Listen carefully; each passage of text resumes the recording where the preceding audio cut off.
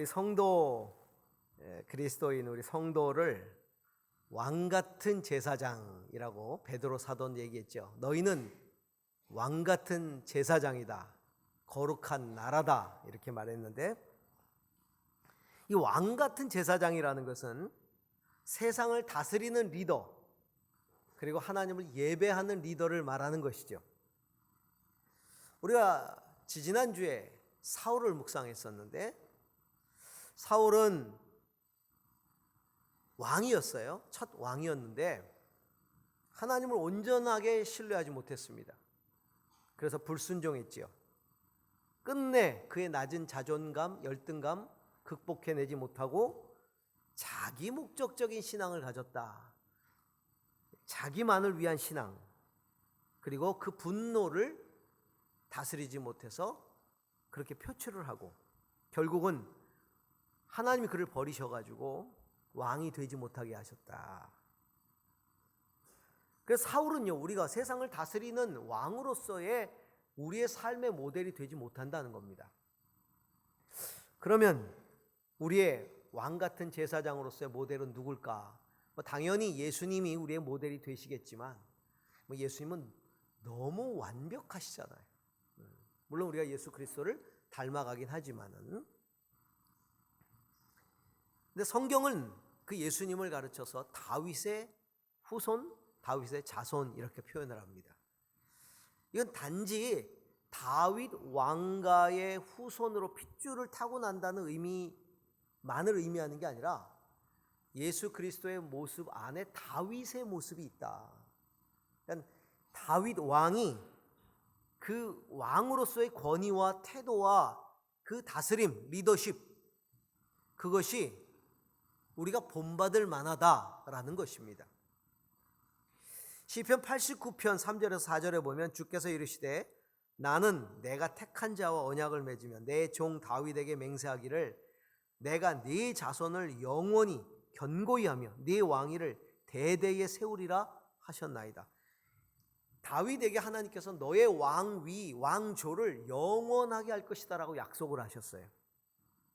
그래서 비록 이스라엘이란 나라는 망하고 왕조가 끊어졌지만 이스라엘 사람들은 이 약속을 붙들고 언젠가 다윗의 핏줄 가운데 메시아가 오셔서 이 이스라엘이란 나라를 전 세계에서 가장 강하고 전 세상을 다스리는 나라로 만들 것이라는 이런 생각들을 가지고 있었어요. 예수님 당시에도. 그래서 그렇게 오는 분을 메시아라고 이야기를 하고 기다리고 있었죠. 왜 다윗입니까? 왜 다윗의 후손으로 옵니까? 약속이 그렇게 돼 있기도 하지만 그들의 마음속에는 다윗은 위대한 왕, 완전한 왕이라고 하는 그런 믿음이 있었어요. 지금도 마찬가지입니다. 유대인들은 아직도 예수를 안 믿잖아요. 아직도 메시아를 기다린단 말이에요. 지금도 언젠가 메시아가 올 거라고 기다리고 있어요. 다윗의 후손으로. 그래서 이스라엘 국기 여러분 아시죠? 이스라엘 국기를 아시는 분은 그 국기 안에 뭐가 그려져 있습니까? 별이 그려져 있어요. 이것을 다윗의 별이라 그럽니다. 다윗 왕조를 나타내는 별이에요, 그게. 다윗의 후손으로 메시아가 올 것이라고 하는 것을 여전히 믿고 기다리고 있는 겁니다. 자, 오늘 우리가 읽은 본문은 사도행전인데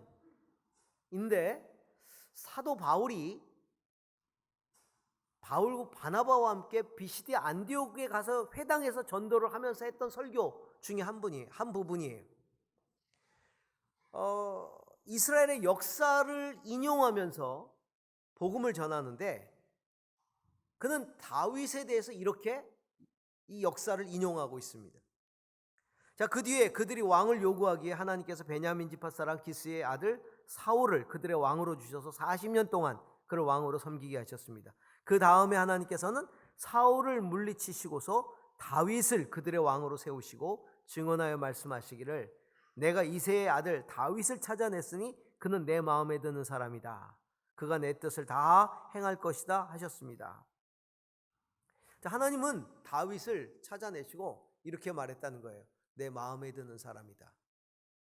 옛날 성경은 내 마음에 합한 자다 이렇게 돼 있고, 새 번역은 내 마음에 드는 사람이다 이렇게 돼 있어요. 사울도 처음에는 하나님 마음에 들었어요. 그러나 나중에 하나님으로부터 버림받았죠. 근데 다윗은 하나님 말씀하시기를 내 마음에 드는 사람이다. 그가 내 뜻을 다 행할 것이다. 정말 다윗은 하나님의 마음에 드셨고 하나님의 뜻을 끝까지 다 행했습니다. 그래서 오랜 역사가 지났어도 사람들은 다윗을 기억하고 있는 거예요. 위대한 왕으로. 위대한 왕으로. 그렇다면 우리는 다윗에게서 배워야 된다는 겁니다. 하나님의 마음에 합하기 때문에. 그럼 뭐가 하나님의 마음에 들었다는 얘기냐? 그걸 알아야 배울 거 아니에요. 그럼 하나님의 마음에 합한, 하나님의 마음에 들었던 왕으로서의 모범은 뭘까 하는 겁니다. 그래서 우리는 이 세상 살면서 왕과 같이 살면서 세상을 다스리고 사는 데 있어서 그게 귀한 지침이 된다는 거죠. 두 가지를 생각해 볼 수 있는데, 하나님에 대한 그의 태도와 세상에 대한 그의 태도예요. 사람에 대한 태도입니다. 자, 먼저는 하나님에 대한 태도인데, 한마디로 단도직입적으로 표현을 해본다면 하나님을 경외했다 하는 겁니다. 다윗은 하나님을 경외하는 왕이었다. 하나님을 경외하는 신앙인이었다라는 것이죠. 시편 33편에 다윗은 이렇게 기록하고 있습니다. 구원하는 데 있어 군마는 헛되며 군대가 많다 하여도 능히 구하지 못하는도다. 여호와는 그를 경외하는 자 곧 그의 인자하심을 바라는 자를 살피사 그들의 영혼을 사망에서 건지시며 그들이 굶주릴 때 그들을 살리시는도다. 일평생 전쟁을 했던 다윗에게 있어서 그가 승리하는 비결은 하나님을 경외하는 것이었다. 일평생 그는 하나님을 경외했어요. 구원에 있어서, 승리에 있어서 군마는 헛된 것이다. 군대가 능히 구원하지 못한다. 하나님은 그를 경외하는 자, 곧 그 인자하심을 바라는 자를 살펴서 건지신다는 것이죠. 자, 그렇다면 하나님을 경외하는 신앙의 표현은 어떻게 나타날까요? 우리 모두가 하나님을 경외한다고 말할 수 있습니다. 그렇다면 하나님을 경외하는 구체적인 행위가 있어야 돼요. 어떤 게 하나님을 경외하는 것일까? 다윗은 어떻게 하나님을 경외했을까? 이 원래 경외라고 하는 표현은 이 공경한다 할 때 경자하고 두려워한다의 외자거든요. 그래서 하나님을 공경하며 두려워하는, 이게 이제 그의 신앙인데, 그 표현이 어떻게 나타났나 하는 것이죠. 첫 번째는요, 살아계심을 인정했다는 겁니다. 그 하나님과 동행했다는 겁니다. 하나님의 살아계심을 인정했어요. 여러분, 누군가를 가장 존경하고 두려워하는 것의 제1표현은 뭐냐? 그것은 인정하는 거예요. 그분을 인정하는 것처럼 존경하는 게 없어요. 투명 인간 취급하고서는 내가 당신을 존경합니다. 이거는 말이 안 되는 거죠. 내가 당신을 정말 경외하고 존경합니다. 두려워합니다. 그렇다면 인정해야 돼요. 그리고 동행해야 되는 겁니다. 하나님의 살아계심을 신뢰했고 그리고 동행했다는 겁니다. 거의 일평생을 전쟁으로 보내면서 그에게 있어서 이 전쟁이라는 건 굉장히 중요했을 거예요. 자기의 목숨, 민족의 운명을 걸고 평생 싸웠잖아요. 그에게 있어서 하나님을 경외한다, 하나님을 믿는다, 신뢰한다, 매우 중요한 일이었을 거예요. 그는 하나님의 이름으로 나가 싸웠어요. 그리고 승리했어요. 그는 평생 전쟁을 했기 때문에 그렇게 짓고 싶어한 성전도 짓지 못했잖아요. 하나님이 네 손에 피를 너무 많이 묻혔다. 넌 성전을 짓지 못할 것이다. 네 아들이 지을 것이다 그랬잖아요. 그만큼 전쟁을 많이 했기 때문에 목숨이 오가는 그 순간, 민족의 운명이 달린 순간에 그는 하나님을 의지하지 않을 수가 없었어요. 그런데 그런 그의 모습, 전쟁에서의 그의 모습을 가장 하나님을 신뢰했던 그의 모습을 가장 가장 잘 나타내는 그 장면이 하나 있는데 바로 목동 시절, 이 군사로서가 아니라 목자로서 골리앗과 싸울 때입니다. 다윗과 골리앗의 싸움. 우린 다 알아요. 믿지 않는 사람도 말이 안 되는 싸움할 때, 상대가 서로 안 될 때 다 교회 안 다니는 사람도 이건 다윗과 골리앗이야. 다 그렇게 얘기하죠.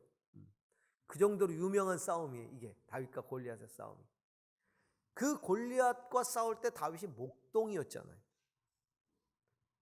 그래서 목동으로서 키가 근 3m 가까이 되는 이 골리앗과 나가서 싸운 거예요. 그때 그가 이렇게 선포를 합니다. 너는 칼을 차고 창을 메고 투창을 들고 나에게 나왔으나 나는 내가 모욕하는 이스라엘 군대의 하나님 곧 만군의 주님의 이름을 의지하고 너에게로 나왔다. 주님께서 너를 나의 손에 넘겨주실 터이니 내가 오늘 너를 쳐서 네 머리를 베고 블레셋 사람의 주검을 모조리 공중에 세워 땅의 들짐승들에게 밥으로 주어서 온 세상이 이스라엘의 하나님을 알게 하겠다. 또 주님께서는 칼이나 창 따위를 쓰셔서 구원하시는 것이 아니라는 것을 여기에 모인 온 무리가 알게 하겠다. 전쟁에서 이기고 지는 것은 주님께 달린 것이다. 주님께서 너희를 모조리 우리 손에 넘겨주실 것이다. 이 얼마나 당찬 신앙 고백입니까? 일개 목자가 그 엄청난 장소, 아무도 나가 싸울 생각을 못하고 있는데 가서 하는 소리가 이렇게 말하는 거예요. 여러분, 이걸 단순한 객기라고 여기면 안 돼요. 왜냐하면 결과가 증명하잖아요. 공이 하나님께로 넘어가는 거예요. 이렇게 되면 물맷돌을 던져도 그 다음은 이제 하나님 순서예요. 하나님이 갖다 맞추셔야만 돼요. 이 믿음 가지고 있는데 얼마나 대단합니까? 주님이 너를 내 손에 넘겨주었다. 난 만군의 주 하나님의 이름을 의지하고 나간다.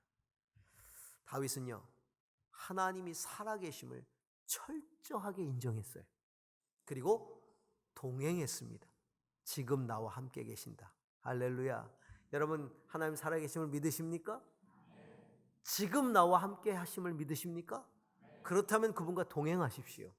그분의 이름으로 나가십시오. 그분의 이름으로 행하십시오. 그분의 이름으로 기도하시고 그분의 이름으로 역사를 일으키십시오.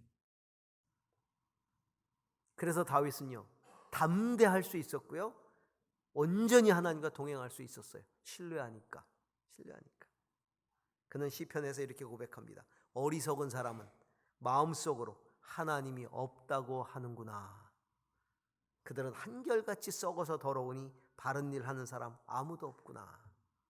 어리석은 사람은요, 하나님 인정하지 않는다는 거예요. 이게 어리석은 거란 말이에요. 그러니까 자기 마음대로 행한다는 것이죠.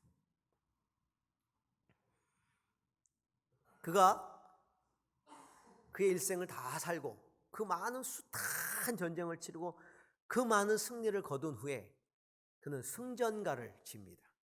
사무엘하 22장은 전체가 승전가예요. 그 승전가에서 그는 이렇게 노래합니다. 몇 구절만 따서 보면, 주님은 나의 반석, 나의 요새, 나를 건지시는 분, 나의 하나님, 나의 반석, 내가 피할 바위, 나의 방패, 나의 구원의 뿔, 나의 산성, 나의 피난처, 나의 구원자이십니다. 주님께서 높은 곳에서 손을 내밀어 나를 움켜잡아 주시고 깊은 물에서 나를 건져 주셨습니다. 주님께서 원수들에게서, 나보다 더 강한 원수들에게서 나를 살려주시고 나를 미워하는 자들에게서 나를 살려주셨다. 이렇게 나를 좋아하시는 분이시기에 나를 넓고 안전한 곳으로 데리고 나오셔서 나를 살려주셨다. 하나님께서 하시는 일은 완전하며 주님께서 하시는 말씀은 신실하다. 주님께로 피하여 오는 사람에게 방패가 되어주신다. 주님밖에 누가 하나님이며 하나님밖에 누가 반석인가. 그러므로 주님, 뭇백성이 보는 앞에서 내가 주님께 감사를 드리며 주의 이름을 찬양합니다. 주님은 손수 세우신 왕에게 큰 승리를 안겨주시는 분이십니다. 손수 기름을 부어 세우신 다윗과 그 자손에게 한결같은 사랑을 영원 무궁하도록 베푸시는 분이십니다. 할렐루야. 이 노래가, 이 승전가가 우리의 승전가이기를 주의 이름으로 축원합니다. 네. 또한 그의 하나님을 경외하는 신앙을 설명하자면 주님의 주권, 주님의 왕되심을 철저히 인정하고 그래서 왕이신 그분의 음성에 귀를 기울였다는 겁니다. 시편 5편에서는 이렇게 노래합니다. 나의 왕 나의 하나님이여 내가 부르짖는 소리를 들으소서. 내가 주께 기도하나이다. 나의 왕이라고 고백합니다. 나의 왕 나의 하나님이여 왕께 내가 부르짖습니다. 아침에 주께서 나의 소리를 들으시리니 아침에 내가 주께 기도하고 바라리이다. 아침에 내가 주께 기도하고 바란다. 그리고 또한 시편 143편에서 그는 이렇게 말합니다. 아침에 나로 하여금 주의 인자한 말씀을 듣게 하소서. 내가 주를 의뢰함이니이다. 내가 다닐 길을 알게 하소서. 내가 내 영혼을 주께 드림이니이다. 아침에 그는 기도하면서 하나님께 부르짖고 아침에 그는 하나님의 음성을 듣기 위해 무릎을 꿇었다는 것이죠. 나의 다닐 길을 알게 하소서. 왕이시여 명령하소서. 그거 아니겠어요? 오늘도 명령하소서. 내가 그렇게 행하겠나이다. 그는 명목상 하나님을 왕으로 모신 게 아니라 실제 삶에 있어서 하나님이 왕이었어요. 그 말씀에 귀를 기울였고요. 들으려고 애썼지요. 사울이 왜 실패했어요? 하나님의 음성을 들으려고 하지 않았고 들었어도 순종하지 않았기 때문이지요. 다윗은 그렇지 않았다는 겁니다. 여러분, 하나님을 경외하는 신앙이라는 건 하나님을 왕으로 삼고 그 음성을 듣는 겁니다. 또 한 가지가 있어요. 다윗의 믿음에 있어서 하나님을 경외하는 믿음, 그것은 하나님 앞에서 자기를 정직하게 들여다봤다는 겁니다. 그리고 의롭게 살려고 애썼다는 거예요. 자기가 불의한 존재라는 걸 알고. 다윗이 하나님 마음에 들었던 건 그가 퍼펙트해서가 아니에요.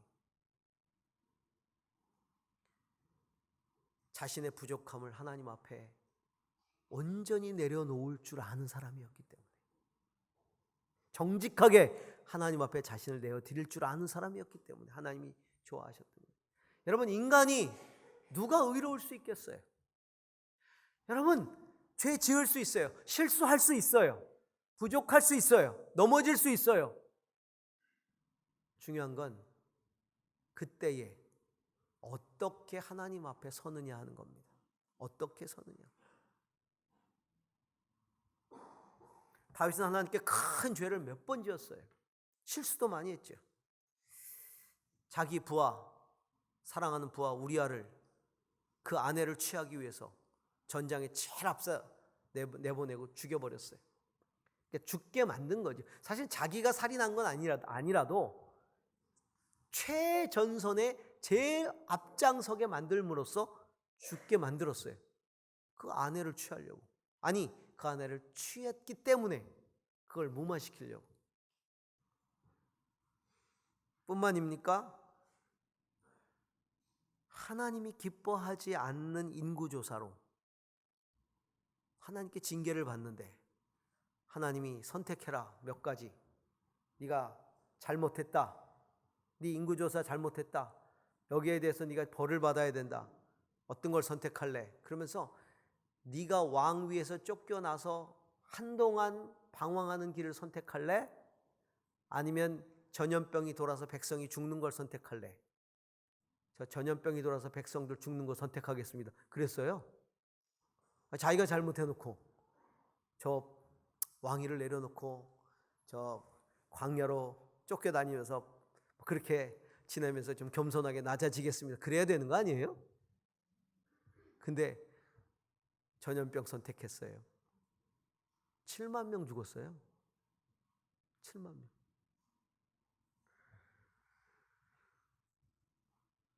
이게 다윗이에요. 근데 뭐가 하나님의 마음에 합하다는 거예요? 이것뿐입니까? 뭐 자식과의 문제, 여러 가지. 근데요, 다윗이 하나님의 마음에 결정적으로 들었던 건요, 다윗은 회개를 정말 철저히 하는 사람이었던. 그 죄가 드러났을 때 꼭 선지자가 와서 죄를 지적합니다. 우리아의 아내를 취했을 때도 그렇고, 전염병 이 인구조사했을 때도 그렇고 선지자가 와가지고 책망을 해요. 여러분, 권세가 있고 힘이 있는 왕들이라면 이런 상황 속에서 자기의 실수를 덮으려고 하고 인정하지 않고요, 선지자를 죽여버립니다. 이스라엘 역사 속에서 다 그래왔잖아요. 선지자들을 죽여버렸어요. 어디서 함부로 와서 이런 말을 해. 그리고는 다 죽여버렸어. 네가 하나님을 빙자하는구나. 다 죽였어요.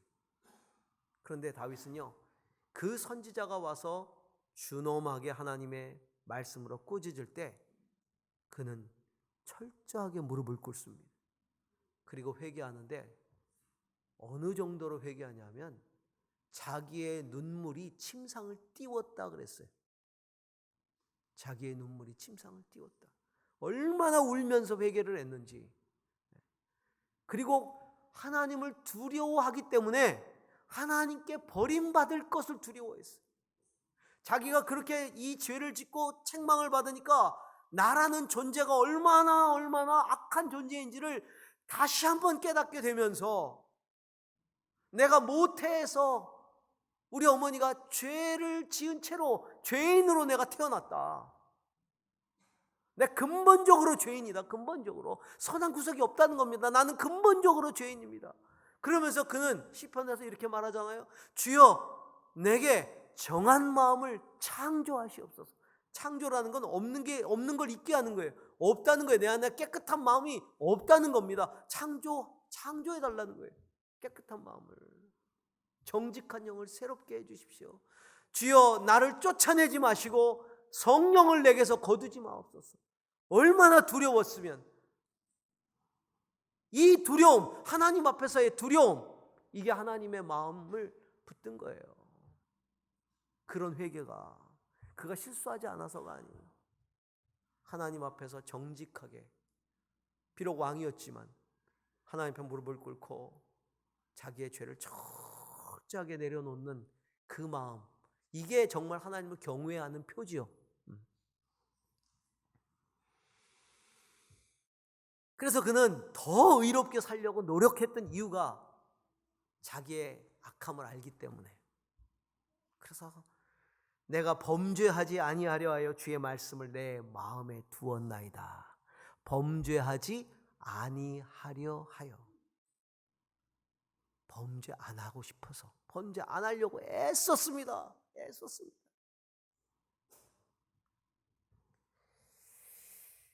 이게 하나님 경외하는 모습이었어요. 하나님에 대한 태도가 하나님 마음에 드는 거예요. 그뿐만이 아니라 다윗이 우리에게 보여주는 또 하나의 보는 세상에 대한 태도, 사람에 대한 태도예요. 포용력. 하나님의 마음으로 사람을 끌어안는 그의 태도. 그는 일평생 하나님의 마음으로 그 백성을 사랑했어요. 우리가 아는 것처럼 다윗은 한 번에 기름 부음 받고 왕이 되지 못합니다. 사울이요, 40년 동안 다스렸어요. 사울이 40년 동안 다스렸는데 사울의 재위 기간에 이 목동한테 기름을 부었잖아요. 그리고 나서 목동한테 기름을 붓고 나서, 그리고 하나님이 기름 부었으면 빨리 사울을 제거하시든지 왕위에서 내려놓게 하시든지, 기름은 부어놓고 사울은 건재해요. 그러니 어떻게 되겠어요? 쫓겨다녀야죠. 계속 쫓겨다녔고 골리앗과 승리한 이후에도 10년간을 쫓겨다녔어요. 그리고 왕이 돼서 이스라엘 전체를 다스리지 못합니다. 유다 지파의 왕으로 등극해요. 그래서 7년 6개월을 헤브론에서 7년 6개월을 유다 지파의 왕으로서, 나머지 지파들은 왕으로 인정하지 않아요. 유다 지파의 왕으로서 그렇게 살아가요. 저 같으면요, 사울 이가 갈립니다.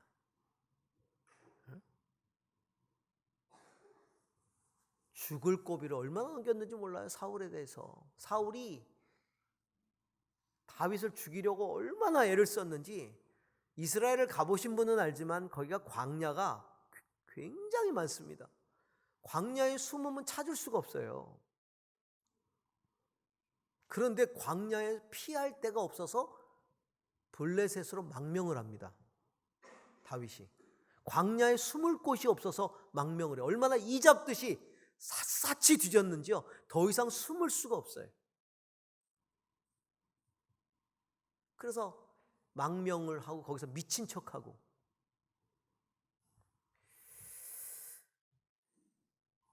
그런데 사울을 안 죽입니다. 사울을 죽일 기회가 2번이나 있었잖아요. 근데 안 죽여. 왜? 하나님이 기름 부어 세운 왕을 내가 죽일 수 없다. 그리고 사울을 살려보냅니다. 그것뿐만이 아닙니다. 사울을 죽였다고 와서 거짓 증언하면서 환심을 사려 했던 아말렉 사람들, 또 사울의 아들 이스보셋을 죽였다고 증언하면서 환심을 사려 했던 사람들 다 차명으로 죽여버렸어요. 너희들이 감히 기름 부어 세운 왕을 죽여? 정적인 줄 알고 와서 우리들이 죽였습니다 그러면 상 받을 줄 알았지. 그런데 다 죽여버렸어요. 왜? 여전히 사울을 지지하는 세력들이 너무나 많은 거죠. 다윗은 물론 자기가 정권을 잡으면 싹 다 죽여버릴 수도 있죠. 그러나 그것은 이스라엘을 통치하는 데 있어서 12지파로 나누어져 있는 이스라엘 통치하는 데 있어서는 그거는 합당하지 않다. 그걸 다 끌어안지 않고서는 올바른 통치를 할 수 없다는 걸 알고 있었어요. 사울이 죽었을 때, 요나단이 죽었을 때, 그 아들 심지어는 사울의 장수였던 아브넬이 죽었을 때 다윗이 얼마나 슬피 울고 애곡을 했는지 사람들이 와서요 그만 울라고 말릴 정도였었어요. 야, 정적이 죽었는데. 그 전통 장례를 가보면 참 낯선 장면이 있어요. 저는 이제 기독교식으로 장례를 치르니까 늘. 근데 이제 가끔 조문만 갈 때가 있잖아요. 믿지 않는 가정에 조문을 가요. 그러면 막 그렇게 그 가족들이 앉아서 얘기하고 뭐 이렇게 하고 있다가 갑자기 조객이 오면 갑자기 아이고 하고 이제 그때부터 울기 시작해요.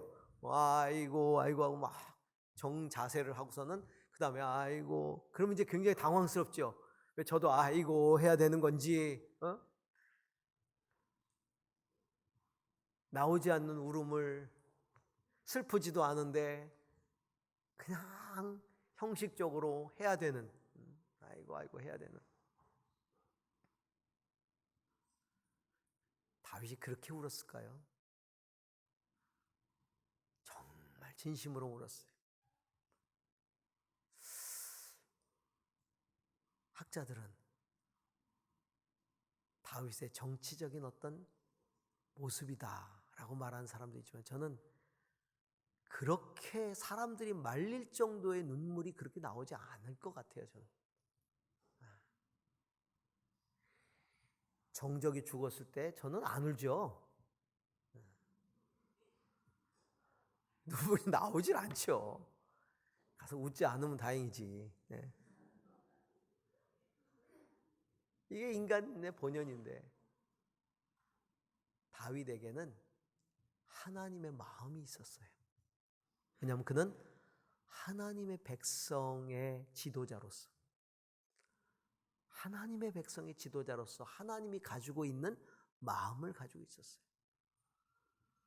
그래서 사울의 손주 무비보셋을 평생 자기 식탁에서 먹였어요. 밥을. 수도를 정할 때도요. 그가 유다지파 출신이잖아요. 유다지파 헤브론에서 7년 6개월을 다스렸으면 그의 본거지가 헤브론입니다. 거기다가 수도를 정하면 편해요. 그런데 그는 어떤 지파에도 소속되어 있지 않던 도성 예루살렘을 정벌합니다. 그 도성을, 난공불락 같은 그 도성을 정벌해서요 거기를 도성으로 삼아요. 왜? 권력이 한쪽으로 편중되지 않도록. 탁월한 정치적인 감각이고 통찰력, 동시에 온 지파를 아울러야 하는 왕으로서의 놀라운 포용력이죠. 저는 이 다윗의 모습을 예수님에게서 보는 거예요. 예수님의 제자들이 예수님께 달려왔어요. 선생님, 저희가 큰일을 했어요. 뭘 했냐?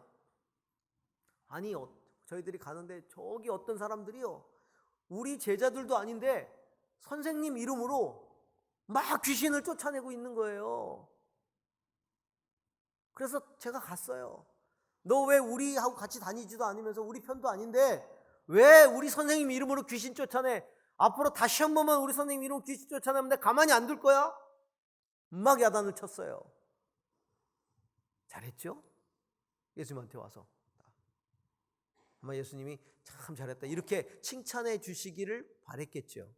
예수님이 왜 그랬냐? 그냥 놔두지. 그러면서 이렇게 말씀하십니다. 적극적으로 나를 반대하지 않는 자는 나를 위하는 자니라. 그렇게 말해요. 적극적으로 나를 반대하지 않는 자는 나를 위하는 자니라. 우리는 어때요? 적극적으로 나를 찬성하지 않으면 다 적으로 만들어버려요. 반대로. 적극적으로 나를 찬성해야만 내 편이라고 생각해요. 나머지는 다 적이에요. 예수님은 나를 적극적으로 반대하지 않으면 나를 위하는 자로 여겨라. 이게 예수님의 포용력이에요. 요즘 이 예수님의 포용력과 완전히 반대되는 적극적으로 나를 지지하지 않는 자는 다 적으로 여겨라. 이게 소위 요즘 싸우고 있는 보수와 진보의 진영의 진영 논리들이잖아요. 나하고 적극적으로 지지 않으면 전부 다 반대로 여기는. 정말 이 시대에 주님이 필요로 한 리더가 어떤 리더냐? 이 다윗과 같은 리더 아니겠습니까?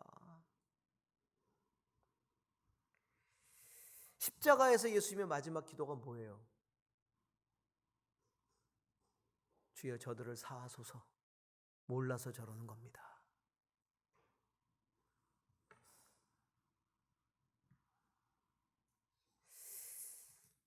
우리는 세상 속에서 다스리는 자로 살아야 됩니다. 진리를 이야기하는데 눈에 쌍불을 켜면서 너무 많은 사람들을 진리라는 이름으로 적으로 돌리고 있어요. 주님이 요한계시록에서 에베소 교회 책망하시면서 뭐라 그랬어요? 너희들이 진리를 지키느라고 애쓴 거 수고한 거 안다. 잘했다. 하지만 처음 사랑을 잃어버렸다. 그 쌍불을 켜고 진리를 지키려는 것 때문에 사랑을 잃어버렸다. 그걸 되찾아라. 첫사랑을 회복하라고 말하고 있잖아요. 우리 안에는 진정 영적이면서도 지혜로운 통찰력이 필요하고 그 포용력을 지닌 그리스도의 마음이 우리에게 필요합니다. 세상과 구별되면서도 분리되지 않는, 세상과 구별되지만 분리되지 않는 태도가 필요한 겁니다. 사랑하는 성도 여러분, 성도는 이 세상을 다스리는 왕같은 제사장이 예수 그리스도가 십자가에 죽으시고 부활하시고 승천하심으로써 하나님께서 그를 만물을 다스리는 자로 만드셨다 말씀하셨어요. 하늘 보좌의 우편에 앉히셔서 하늘에 있는 것이나 땅에 있는 것이나 땅 아래에 있는 모든 것들을 그 발 아래 복종시키셨다라고 말씀하고 있어요. 그 모든 권세를 가지신 예수님이 우리에게 말씀하시죠.